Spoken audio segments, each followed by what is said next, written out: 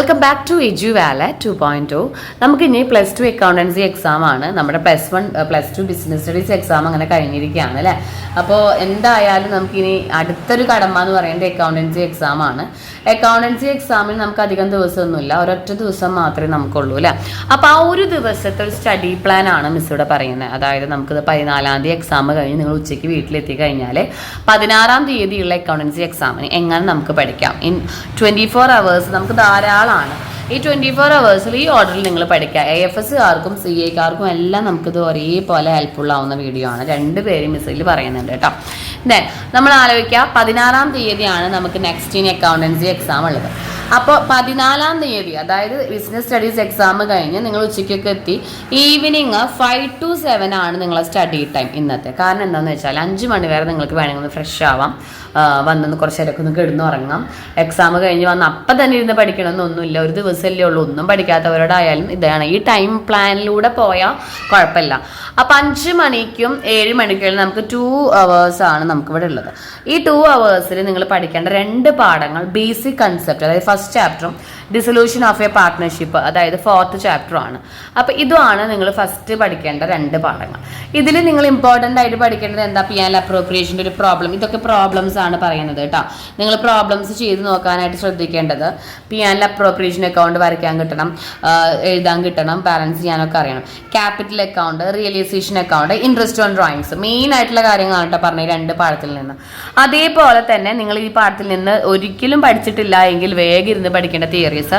Partnership എന്താണ്, അതിൻ്റെ features എന്താണ്, പാർട്ട്ണർഷിപ്പ് ഡീഡും അതിൻ്റെ കണ്ടന്റും, then difference between dissolution of a ഫേമും ഡിസൊല്യൂഷൻ ഓഫ് എ പാർട്ട്ണർഷിപ്പും പഠിക്കുക. അതേപോലെ difference between fixed and fluctuating capital method പഠിക്കാം. അപ്പോൾ 2 പാഠം 2 മണിക്കൂറിനുള്ളിൽ കഴിയുമെന്ന് സംശയമുള്ളവരുണ്ടായിരിക്കും. അതൊക്കെ കഴിയും. നമുക്ക് അക്കൗണ്ടൻസി വേഗം തീർക്കാവുന്നതേ ഉള്ളൂ. ഓരോന്നിനും ഓരോ പ്രോബ്ലം ചെയ്ത് നോക്കാം. ദെൻ അത് കഴിഞ്ഞ് 8 to 10 വരെ 2 മണിക്കൂറാണ് പിന്നെയും നമ്മൾ എടുത്തിരിക്കുന്നത്.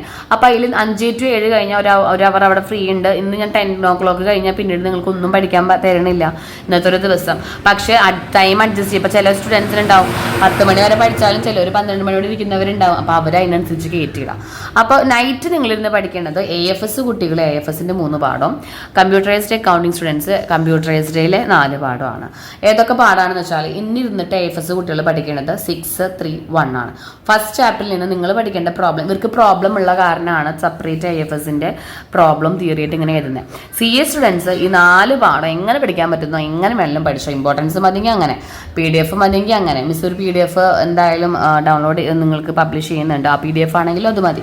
എങ്ങനെയായാലും പഠിക്കുക. കാരണം കുഞ്ഞു കുഞ്ഞേ ചാപ്റ്റേഴ്സുകളാണ്. പിന്നെ നിങ്ങൾ കമ്പ്യൂട്ടറൈസ്ഡ് അക്കൗണ്ടിങ് സ്റ്റുഡൻസിൻ്റെ പ്രാക്ടിക്കൽസ് ഉള്ള കാരണം അതിൽ നിന്നും പഠിച്ചിട്ടുണ്ട്. അപ്പോൾ 4 ചാപ്റ്റേഴ്സ് നിങ്ങൾ 2 മണിക്കൂർ കൊണ്ട് കവർ ചെയ്യണം.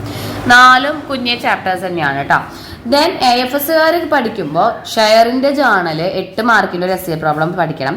ഫിനാൻഷ്യൽ സ്റ്റേറ്റ്മെൻറ്റ് 4 മാർക്കിൻ്റെ ഒരു ഇൻകം സ്റ്റേറ്റ്മെൻറ്റ് തയ്യാറാക്കാൻ അറിയണം. ബാലൻസ് ഷീറ്റ് പ്രിപ്പയർ ചെയ്യാൻ അറിയണം. ആ ഷെഡ്യൂളിൻ്റെ ഫോർമാറ്റ് പഠിക്കുക. മെയിനായിട്ട് ഫിനാൻഷ്യൽ സ്റ്റേറ്റ്മെൻറ്റ് ഫോർമാറ്റ് പഠിക്കുക. ദെൻ 6-ാം പാഠത്തിൽ ക്യാഷ് ഫ്ലോ സ്റ്റേറ്റ്മെൻറ്റിൽ പഠിക്കേണ്ട problem cash fund from investing activity, financing activity കണ്ടുപിടിക്കുക. ഈ 3 പ്രോബ്ലം എന്തായാലും പഠിച്ച് അതിൻ്റെ കൂടെ തിയറി പഠിക്കുക. അതായത് financial statement advantages, merits, demerits, cash flow statement merit, demerit, അതിൻ്റെ കുറച്ച് ടേംസുകൾ, ഷെയർ ജേണലിൽ കുറച്ച് ജേണൽ എൻട്രീസ്, ക്യാപിറ്റലിൻ്റെ ടൈപ്സ്, അതൊക്കെ വേണം 2 മണിക്കൂർ കൊണ്ട് പഠിക്കാൻ. തീരുവിട്ട് ആവശ്യമുള്ളത് പഠിക്കുക. ഇനിയുള്ള സമയം നമ്മൾ ഓരോ ലൈൻ ബൈ ലൈനായിട്ട് പഠിച്ചതിലും ഇമ്പോർട്ടൻസ് ആയിട്ട് എക്സാം ഫോക്കസ് ചെയ്ത് പഠിക്കാം.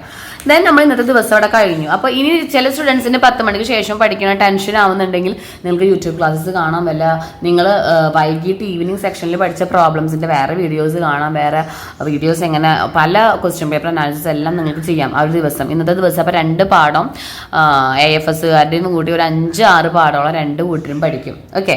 ദെൻ മോർണിംഗിൽ 15th മോർണിംഗ് 6 o'clock എടുക്കുക.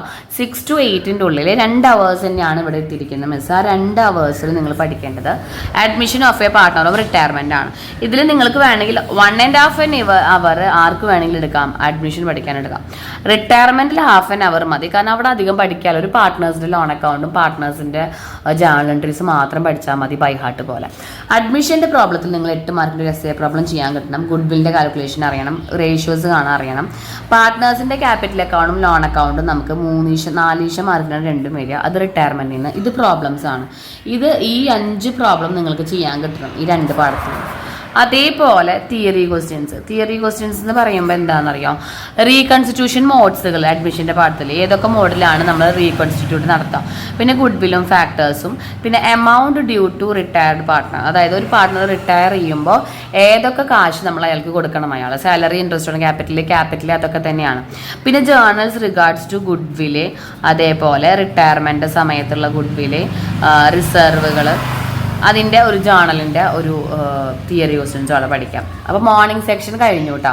മോർണിംഗ് സെക്ഷനിൽ ഈ പ്രോബ്ലംസ് ഒക്കെ നിങ്ങൾക്ക് ചെയ്യാൻ കിട്ടുന്നുണ്ടോ നമ്മൾ ശരിക്കും നന്നായി നോക്കാം. ഓക്കെ, ദെൻ പിന്നീട് 10 to 12, 8 മണി കഴിഞ്ഞ് ഒരു 10 to 12 2 മണിക്കൂറാണ് അവിടെ ഇരിക്കുന്നത്. ആ 2 മണിക്കൂറിൽ നിങ്ങൾ എഗെയിൻ പഠിക്കേണ്ടത് AFSഉം കമ്പ്യൂട്ടറൈസ്ഡ് അക്കൗണ്ടിങ് ആണ്. AFSകാർ 3 പാഠം ബാലൻസ് ഉള്ളത് പഠിക്കണം. ഡിബഞ്ചറിൻ്റെ പാഠം പഠിക്കുക, റേഷ്യോ അനാലിസിസ് പഠിക്കുക, അതേപോലെ തന്നെ കമ്പാരേറ്റീവ് സ്റ്റേറ്റ്മെൻറ്റ് പഠിക്കുക. ഇതിൽ കമ്പാരേറ്റീവ് സ്റ്റേറ്റ്മെൻറ്റിൻ്റെ ഒരു പ്രോബ്ലം ചെയ്യാൻ കിട്ടണം, കോമൺ സീസ് ചെയ്യാൻ കിട്ടണം, ഏതെങ്കിലും 6 റേഷ്യോസ്, ഇമ്പോർട്ടൻ്റ് ആയ റേഷ്യോസ് മിസ് മുന്നേ വീഡിയോ ചെയ്തിട്ടുണ്ട്, ലിക്വിഡിറ്റി റേഷ്യോ, കറണ്ട് റേഷ്യോ, അത് പഠിക്കുക.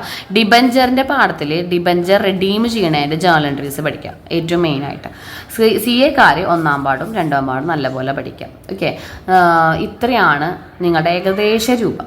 ഇനി ഇതിപ്പോൾ 12, ഇപ്പോൾ നാളെ ഒരു ഉച്ച വരെ ഏകദേശം കഴിഞ്ഞു എല്ലാ ചാപ്റ്റർ. ഇപ്പോൾ നമ്മൾ പാർട്ട് 1-ലുള്ള 4 ചാപ്റ്റർ കഴിഞ്ഞു, അതേപോലെ AFSലത്തെ 6 പാഠവും കഴിഞ്ഞു, CA-യുടെ 6 പാഠം, ഒരു ഇമ്പോർട്ടൻറ്റ് വൈസ് എല്ലാം നമ്മൾ നോക്കിക്കഴിഞ്ഞു. ഇനി നിങ്ങൾ ചെയ്യേണ്ടത് 2 to 5 o'clock വരെ നിങ്ങൾക്ക് എങ്ങനെ അവിടെ നല്ല സമയമുണ്ടല്ലോ, എങ്ങനെ ഒരു 4 മണിക്കൂറൊക്കെ 5 മണിക്കൂർ നൈറ്റ് ഉണ്ട്. അപ്പോൾ നമ്മുടെ പ്രോബ്ലം വൈസും തിയറിയും കഴിഞ്ഞിട്ടാണ് ഈ സമയം നിങ്ങൾ ചെയ്തത് ക്വസ്റ്റ്യൻ പേപ്പർ അനലൈസ് ചെയ്യുക. പ്രോബ്ലംസ് 8 മാർക്കിൻ്റെ പ്രോബ്ലം സെപ്പറേറ്റ് ഇരുന്നിട്ടൊന്ന് ചെയ്ത് നോക്കി നോക്കുക. നമ്മൾ അഡ്മിഷൻ്റെ പാഠത്തിലും അതുപോലെ റിയലൈസേഷനും പഠിക്കുമ്പോൾ അത് പഠിച്ചിട്ടുണ്ടാവണം കേട്ടോ. എങ്കിലും ഒരു പ്രോബ്ലം എടുത്തിട്ട് വേറെ വീഡിയോസ് ചെയ്യുന്നതോ ആരെങ്കിലും ചെയ്തതോ നിങ്ങൾ ആൻസറോ അല്ലെങ്കിൽ ക്വസ്റ്റ്യൻ ആൻസർ വെച്ച് കമ്പയർ ചെയ്യുക, അതൊക്കെ നോക്കാം. അതേപോലെ തന്നെ 5 മാർക്കിൻ്റെ 2 മാർക്കിൻ്റെ തിയറി ക്വസ്റ്റ്യൻ ഞാൻ ഏതെങ്കിലും പഠിക്കാത്തുണ്ടോ എന്ന് നോക്കിയിട്ട് അതിൽ പഠിക്കാം. AFSൻ്റെ പ്രോബ്ലംസ് തിയറിയുടെ ചാപ്റ്റർ വൈസ് റിവിഷൻ അവിടെ നടത്തിയിരിക്കണം കേട്ടോ. അപ്പോൾ ഒരു ഹാഫ് ഡേ നിങ്ങൾക്ക് അവിടെ പിന്നെ ലെഫ്റ്റ് ഔട്ട് ആണ്. കാരണം എന്തിനാണ് ഹാഫ് ഡേ നിങ്ങൾക്ക് എക്സ്ട്രാ നമ്മൾ ചാപ്റ്റർ വൈസ് ഒഴുകി, ഇപ്പോൾ ചാപ്റ്റർ വൈസ് പഠിക്കാൻ നമുക്ക് നാളെ കുറച്ച് സമയം മതി, ബാക്കിയുള്ള സമയം ചാപ്റ്റർ വൈസ് ഒഴുകി ഇമ്പോർട്ടൻസ് ആണ്. ഇമ്പോർട്ടൻസ് എന്ന് പറയുമ്പോൾ ക്വസ്റ്റ്യൻ പേപ്പർ, അതുപോലെ തന്നെ 8 മാർക്കിൻ്റെ 5 മാർക്കിൻ്റെ ഒക്കെ മിസ് സെപ്പറേറ്റ് വീഡിയോ ചെയ്തിട്ടുണ്ട്, അതിലൊക്കെ പ്രോബ്ലമും ഉണ്ട്, അതൊക്കെ കണ്ടാലും മതിയാവും. അപ്പോൾ ഇത്രയും എന്ത് ചെയ്യുക, 2 to 5 വരെ ഇത്രയും ചെയ്യാം. അപ്പോൾ ഇത്രയൊക്കെ ആയാൽ തന്നെ നിങ്ങൾക്ക് നല്ല രീതിയിലൊരു മാർക്ക് അക്കൗണ്ടൻസിൽ സ്കോർ ചെയ്യാനായിട്ട് സാധിക്കും. ഒരു ദിവസമേ ഉള്ളൂ, ടെൻഷൻ അടിക്കേണ്ട ആവശ്യമൊന്നുമില്ല.